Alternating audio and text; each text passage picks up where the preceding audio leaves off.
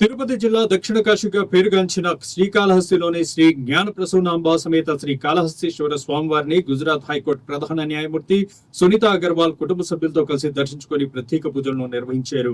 ఈ మేరకు ఆలయానికి చేరుకున్న వారికి దేవస్థానం అధికారులు ఆలయ మర్యాదలతో స్వాగతం పలికి దర్శన ఏర్పాట్లు చేయగా తొలుత రాహుకేతు పూజను నిర్వహించి అనంతరం స్వామి అమ్మవార్ల దర్శనం చేసుకున్నారు.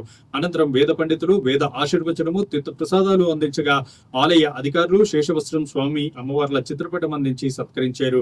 ఈ కార్యక్రమంలో ఆలయ అధికారులు మోహన్, విద్యాసాగర్ రెడ్డి మరియు స్థానిక న్యాయమూర్తి శ్రీనివాస్ నాయక్ తదితరులు పాల్గొన్నారు.